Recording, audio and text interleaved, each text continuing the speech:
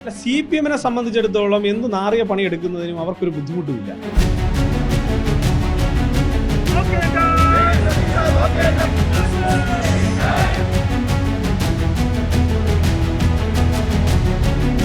മുഖ്യമന്ത്രിയുടെ മകൾ എന്നുള്ള നിലയിൽ ചെയ്യാൻ പാടില്ലാത്ത ചില കാര്യങ്ങൾ ചെയ്തവർക്ക് പിണറായി വിജയൻ്റെ ഭാഷയിൽ പറഞ്ഞാൽ വടിയിൽ കനമുള്ളവർ വഴിയിൽ ഭയക്കേണ്ടതുണ്ട്.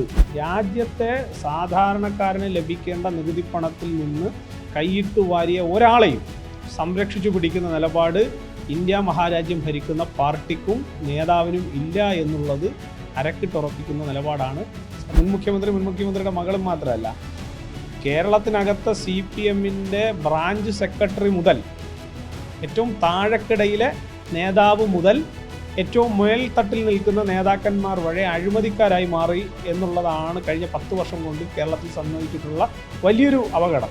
CPM ഈ ADക്ക് നേരെ നടത്തിയിട്ടുള്ള ഒരു തെരുവ് യുദ്ധമുണ്ട്. ആ തെരുവ് യുദ്ധത്തിൻ്റെ പേരിൽ നിരവധിയായിട്ടുള്ള CPM-ന്റെ സഹപ്രവർത്തകന്മാർ ജയിലിലാണ്.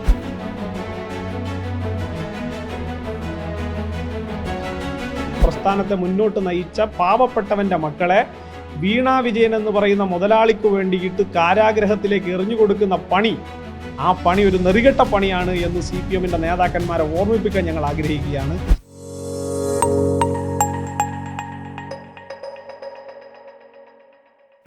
നമസ്കാരം. മാസപ്പടി കേസിൽ സുപ്രധാനമായ നീക്കം നടത്തിയിരിക്കുകയാണ് എൻഫോഴ്സ്മെന്റ് ഡയറക്ടറേറ്റ്. മുൻ മുഖ്യമന്ത്രിയും പ്രതിപക്ഷ നേതാവ് കൂടിയായ പിണറായി വിജയന്റെ മകൾ വീണയ്ക്ക് ഇപ്പോൾ ED സമൻസ് അയച്ചിരിക്കുന്നു. വീണയ്ക്കടക്കം 9 പേർക്കാണ് നിലവിലിപ്പോൾ സമൻസ് അയച്ചിരിക്കുന്നത് എന്നാണ് നമുക്ക് വ്യക്തമാകുന്നത്. എന്തായാലും വരും ദിവസങ്ങളിൽ ED വീണയെ അടക്കം ചോദ്യം ചെയ്യും. ഈ ചോദ്യം ചെയ്യലിന് ശേഷം വീണ ഉൾപ്പെടെ ഉള്ള സംഘം അഴിക്കുള്ളിലാകുമോ എന്നുള്ള ചോദ്യമാണ് ഉയർന്നു വരുന്നത്. ഈ ഒരു വിഷയത്തിൽ ഇന്ന് മറുനാടനോട് പ്രതികരിക്കുകയാണ് യുവമോർച്ചയുടെ സംസ്ഥാന നേതാവായ നന്ദു.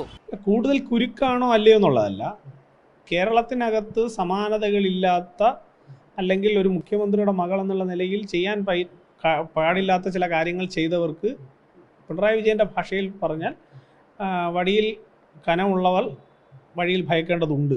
അതുപോലെ തന്നെ ഉപ്പ് തിന്നവൻ വെള്ളം കുടിക്കും. സ്വാഭാവികമായിട്ട് ഉപ്പ് വീണ തിന്നിട്ടുണ്ട്, അതുകൊണ്ട് തന്നെ വീണ അതിൽ ഭയക്കേണ്ടതുണ്ട്. അതിൽ കോടതി ആവശ്യപ്പെട്ട അല്ലെങ്കിൽ കോടതി ഇടപെട്ടുകൊണ്ടുള്ള നിയമപരമായിട്ടുള്ള നടപടികളാണ് നടക്കുന്നത്. ആ നടപടികളിൽ അന്വേഷണം കൃത്യമായ ദിശയിലാണ് എന്നുള്ള സൂചനകളാണ് കൊടുക്കുന്നത്. അത് കേരളത്തിനകത്ത് CPM നടത്തുന്നൊരു വ്യാജ പ്രചരണമുണ്ട്. അതായത് പിണറായി വിജയനെ ടാർഗറ്റ് ചെയ്തിട്ടാണ് ഇത് നടക്കുന്നത്, ഇത് അന്വേഷണ ഏജൻസികളെ ദുരുപയോഗം ചെയ്യുന്നു എന്നൊക്കെ പറയുന്ന CPM നടത്തുന്ന വ്യാജ പ്രചരണങ്ങളുടെ മുഖത്തേറ്റിട്ടുള്ള ശക്തമായ പ്രഹരമാണ് കോടതി ഇന്നലെ നടത്തിയിട്ടുള്ള നിരീക്ഷണം. അപ്പോൾ ആ നിരീക്ഷണത്തിൻ്റെ അടിസ്ഥാനത്തിൽ EDക്ക് മുന്നോട്ട് പോകാനുള്ള സർവ്വസ്വാതന്ത്ര്യവും കോടതി കൊടുത്തു. അപ്പോൾ ഒരു കോടതി സ്വാഭാവികമായും ഒരു ഏജൻസിക്ക് മുന്നോട്ട് പോകാനുള്ള അവസരം കൊടുക്കുമ്പോൾ അതിന് ഉതകുന്ന നിലയിലുള്ള തെളിവുകൾ അതിലുണ്ട് എന്ന് തന്നെയാണ് നമ്മൾ മനസ്സിലാക്കേണ്ടത്. അത് കൂടുതൽ ശക്തമായി തെളിവുകൾ ശക്തമായ രീതിയിൽ മുന്നോട്ട് വരുമ്പോൾ സ്വാഭാവികമായും വീണയ്ക്കും അതുപോലെ തന്നെ വീണയ്ക്ക് സഹായം ചെയ്തു കൊടുത്തയാൾക്കും അതിൻ്റെ മറുപടി കൃത്യമായി പറയേണ്ടി വരും. രാജ്യത്തെ സാധാരണക്കാരന് ലഭിക്കേണ്ട നികുതി പണത്തിൽ നിന്ന് കൈയിട്ട് വാരിയ ഒരാളെയും സംരക്ഷിച്ചു പിടിക്കുന്ന നിലപാട് ഇന്ത്യ മഹാരാജ്യം ഭരിക്കുന്ന പാർട്ടിക്കും നേതാവിനും ഇല്ല എന്നുള്ളത് അരക്കിട്ടുറപ്പിക്കുന്ന നിലപാടാണ് സത്യത്തിൽ ഈ വിഷയത്തിൽ കാണുന്നത്. ഒട്ടേറെ ചെളിവാരി എറിയലുകൾ BJPക്കും നരേന്ദ്രമോദിക്കും എതിരായി ഉണ്ടായി. അപ്പോൾ അതിനെയൊക്കെ അതിജീവിക്കാൻ കഴിയുന്നൊരു കോടതി വിധിയായിട്ടാണ് ഞങ്ങളതിനെ കാണുന്നത്. സമൻസ് അയച്ചു. അതിനു മുൻപേ ഈ ഒരു ED അന്വേഷണത്തിന് വലിയ ആക്രമണമാണ് ഈ തിരുവനന്തപുരത്തെ അടക്കം ഉണ്ടായത്. CPM-ന്റെ ഭാഗത്തുനിന്ന് CPM പ്രവർത്തകർ എന്ന് പറയപ്പെടുന്നവരാണ് ഈ ED വാഹനങ്ങളെല്ലാം തന്നെ ആക്രമിച്ചത്. ഇവരുടെ ജീവിതാവസ്ഥയെല്ലാം തന്നെ ഇപ്പോൾ ചർച്ചയാവുകയാണ്. കാരണം പാർട്ടി നേതാക്കളെല്ലാം തന്നെ വലിയ മണിമാളികകളിലാണ് താമസിക്കുന്നത്. അല്ല, ഇതിനകത്ത് പ്രധാനപ്പെട്ട വിഷയം ഒരു പാർട്ടിയുടെ പതനം തുടങ്ങുന്നത് എങ്ങനെയാണ്. നമുക്കത് ബംഗാളിലും ത്രിപുരയിലും ഒക്കെ നോക്കിക്കഴിഞ്ഞാൽ എങ്ങനെയാണ് CPM പാർട്ടി തകർന്നു തുടങ്ങിയതെന്ന് കാണാൻ വേണ്ടി സാധിക്കും. അത് നേതാക്കളും നേതാക്കളുടെ ആശ്രിതരും നേതാക്കളുമായി ചേർന്ന് നിൽക്കുന്നവരും മക്കളും ഉൾപ്പെടെയുള്ള വലിയൊരു സംഘം കൊള്ള സംഘമായി മാറിക്കൊണ്ടാണ് ഈ നാടുകളിലൊക്കെ തന്നെ. അതുപോലെ നമ്മൾ ലോകരാഷ്ട്രങ്ങൾക്കിടയിൽ CPM-ന്റെ പതനം നോക്കിയാൽ പോലും കാണാൻ സാധിക്കുന്നത് അത്തരത്തിലാണ്. അപ്പോൾ അത്തരത്തിൽ CPM-ന്റെ നേതാക്കന്മാർ അഴിമതിക്കാരായി മാറുന്നു. അത് കേവലം മുഖ്യമന്ത്രിയുടെ മകളും മാത്രമല്ല, മുൻ മുഖ്യമന്ത്രിയുടെ മകളും മാത്രമല്ല, കേരളത്തിനകത്ത് CPM-ന്റെ ബ്രാഞ്ച് സെക്രട്ടറി മുതൽ ഏറ്റവും താഴെക്കിടയിലെ നേതാവ് മുതൽ ഏറ്റവും മേൽത്തട്ടിൽ നിൽക്കുന്ന നേതാക്കന്മാർ വഴി അഴിമതിക്കാരായി മാറി എന്നുള്ളതാണ് കഴിഞ്ഞ 10 വർഷം കൊണ്ട് കേരളത്തിൽ സംഭവിച്ചിട്ടുള്ള വലിയൊരു അപകടം. അതിനുശേഷം നമ്മൾ മുന്നോട്ടേക്ക് പോകുമ്പോൾ ED സംഘത്തെ ആക്രമിക്കുന്നു എന്ന് പറയും. എന്ത് പറഞ്ഞിട്ടാണ് ED സംഘത്തെ ആക്രമിക്കുന്നത്? അവിടെ തന്നെ CPM തെറ്റുകയാണ്. അതായത് CPM പറയുന്നത് ഈ പറയുന്ന പിണറായി വിജയനെ ബന്ദിയാക്കി എന്നുള്ളതാണ് അവരുടെ പ്രധാനപ്പെട്ട ആരോപണം. ഞാൻ ചോദിക്കട്ടെ, ഞാനും താങ്കളും ഒരു സമൂഹത്തിനകത്ത് പ്രവർത്തിക്കുന്ന ആളുകളും ജീവിക്കുന്ന ആളാണ്. ഇന്ത്യൻ ഭരണഘടന അനുസരിച്ച് പ്രവർത്തിക്കാം, ജീവിക്കാം എന്നുള്ളത് കൊണ്ടാണ് നമ്മൾ ഇന്ത്യൻ സിറ്റിസണായിട്ട് ജീവിക്കുന്നത്. ആ ഇന്ത്യൻ സിറ്റിസണായിട്ടിരിക്കുമ്പോൾ സ്വാഭാവികമായിട്ട് ഇന്ത്യയിൽ ഒരു അന്വേഷണ ഏജൻസി, ഇപ്പം എൻ്റെ മകളെ അന്വേഷിച്ച് ഒരു അന്വേഷണ ഏജൻസി വരാതിരിക്കുന്നുണ്ടെങ്കിൽ അതിൻ്റെ അർത്ഥം ഞാനൊരു നല്ല അച്ഛനാണ് എന്നുള്ളതാണ്.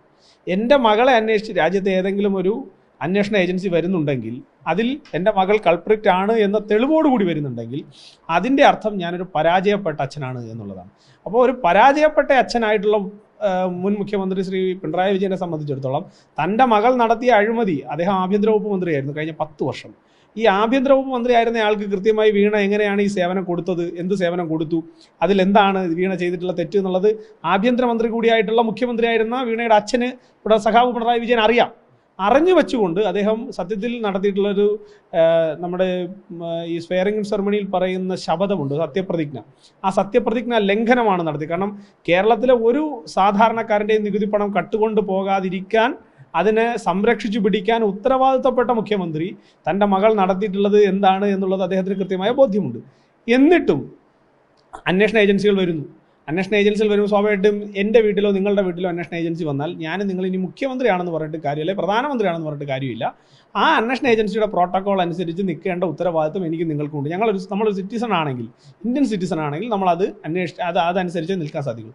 സ്വാഭാവികമായി അദ്ദേഹം അതനുസരിച്ച് നിൽക്കുന്നു. അത് അദ്ദേഹത്തിൻ്റെ പൗരധർമ്മത്തിൻ്റെ ഭാഗമാണ്, അദ്ദേഹം നിൽക്കുന്നു. അതിൻ്റെ പേരിൽ EDക്ക് വന്നു കഴിഞ്ഞാൽ പിണറായി വിജയനെ ഇറക്കി പുറത്തു നിർത്തി വേണം അന്വേഷണം നടത്താൻ എന്നുള്ള നിലപാട് CPM എടുത്താൽ അതൊക്കെ CPMൻ്റെ കയ്യിലിരിക്കത്തേ ഉള്ളൂ. അതൊന്നും നടക്കാൻ വേണ്ടി പോകുന്നില്ല. പക്ഷേ ഇവിടെ സംഭവിച്ചിരിക്കുന്നത് പിണറായി വിജയൻ എന്ന് പറയുന്ന നേതാവിനെ മറയാക്കി നിർത്തിക്കൊണ്ട് CPM നടത്തുന്ന ഒരു രാഷ്ട്രീയമുണ്ട്. അതായത് CPM പിണറായി വിജയൻ്റെ പേര് പറഞ്ഞുകൊണ്ട് എക്സാലോജി കമ്പനിക്കും അതുപോലെ തന്നെ CMRLനും CPM ഒരു പ്രതിരോധ കവചം ഒരുക്കി കൊടുക്കുകയാണ്. ആ പ്രതിരോധ കവചം ഒരുക്കി കൊടുക്കുന്നതിന് CPMന് എന്ത് പാരിതോഷികമാണ് ലഭിച്ചത് എന്നുള്ളത് അന്വേഷണത്തിൻ്റെ ഭാഗമായി പുറത്തു വരേണ്ടതാണ്. ഇനി CPM പറയുന്നത് ഇത് LDFും BJPയും UDFും തമ്മിലുള്ള ഒരു അന്തർനാടകമാണെന്ന് പറയുന്നു. അതേ അവർ തന്നെ പറയുന്നു ഇതിനകത്ത് ഇന്ന ആളുകളുടെ പേര് ആ ബുക്കിനകത്തുണ്ട്, അത് അന്വേഷണത്തിൽ വരണം.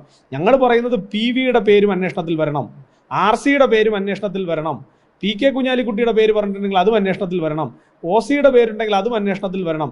ഒരു അന്വേഷണത്തെയും ആരുടെയൊക്കെ പേരുകൾ അന്വേഷിക്കണമെന്ന് EDക്ക് കൃത്യമായ തെളിവുകളുടെ അടിസ്ഥാനത്തിൽ സാധിക്കുന്നുണ്ടോ അത് മുഴുവൻ അന്വേഷിക്കപ്പെടണം എന്നുള്ള പൊതുവായിട്ടുള്ള നിലപാടാണ് ഞങ്ങൾക്കുള്ളത്. ഇനി താങ്കൾ ചോദിച്ചാൽ പ്രധാനപ്പെട്ട ചർച്ച ചെയ്യപ്പെടേണ്ട, അല്ലെങ്കിൽ കേരളത്തിലെ CPMൻ്റെ പ്രതിനിധികൾ, പ്രവർത്തകർ ചർച്ച ചെയ്യേണ്ട ഒരു വിഷയമാണ്. അത് CPM ഈ ADക്ക് നേരെ നടത്തിയിട്ടുള്ള ഒരു തെരുവ് യുദ്ധമുണ്ട്. ആ തെരുവ് യുദ്ധത്തിൻ്റെ പേരിൽ നിരവധിയായിട്ടുള്ള CPMൻ്റെ സഹപ്രവർത്തകന്മാർ ജയിലിലാണ്. ആ ജയിലിൽ കിടക്കുന്ന പലരുടെയും വീടുകളിൽ ഇവിടുത്തെ നേതാക്കന്മാർ പോയ ചിത്രങ്ങൾ നമ്മളെല്ലാം സോഷ്യൽ മീഡിയയിലൂടെ കണ്ടു.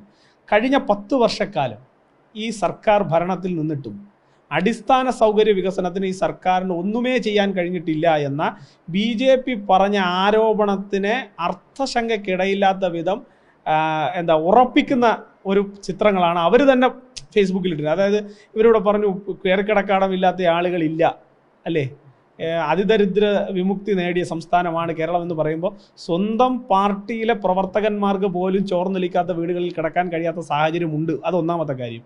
രണ്ടാമത്തെ കാര്യം, പിണറായി വിജയൻ്റെ മകളെ രക്ഷിച്ചെടുക്കാൻ കേരളത്തിലെ സാധാരണപ്പെട്ട അമ്മമാർ അവരുടെ മക്കളെ ഹോമിക്കണം എന്നുള്ള നിലപാട് CPM നടത്തുന്നത് അതൊരു ഇരട്ടത്താപ്പാണ്, അതൊരു വഞ്ചനയുടെ രാഷ്ട്രീയമാണ്. ആ വഞ്ചനയുടെ രാഷ്ട്രീയത്തിൽ നിന്ന് CPM പിന്നോക്കം പോകണം എന്നുള്ള ശക്തമായ നിലപാട് ഞങ്ങൾക്കുണ്ട്. ആ നിലപാട് പറയേണ്ടി വരുന്നത് CPMലെ സാധാരണപ്പെട്ട പ്രവർത്തകന്മാരെ ബലിയാടാക്കിക്കൊണ്ട് മുഖ്യമന്ത്രിയായിരുന്ന സഖാവ് പിണറായി വിജയൻ്റെ മകളെ രക്ഷിച്ചെടുക്കാനുള്ള പ്രവർത്തനം അത് ഒരു തെറ്റായ കീഴ്വഴക്കമാണ്. അതൊരു രാഷ്ട്രീയ പാർട്ടിക്ക് ചേർന്ന നിലപാടല്ല, പ്രത്യേകിച്ച് ഒരു കമ്മ്യൂണിസ്റ്റ് പാർട്ടിയുടെ നിലപാട് അങ്ങനെ ആകാൻ പാടില്ല എന്ന കൃത്യമായ നിലപാട് ഞങ്ങൾക്കുണ്ട്. ഈ അടുത്ത ദിവസം തന്നെ വീണ വിജയനെ ED ചോദ്യം ചെയ്യുമെന്നാണ് മനസ്സിലാക്കുന്നത്. ഈ ചോദ്യം ചെയ്യലിലൂടെ നിരവധി തെളിവുകൾ ചിലപ്പോൾ പുറത്തു വന്നേക്കാം. ആ ഒരു സാഹചര്യത്തിലും CPM ഇതിനെ അനുകൂലിക്കുമോ എന്നുള്ളതാണ്.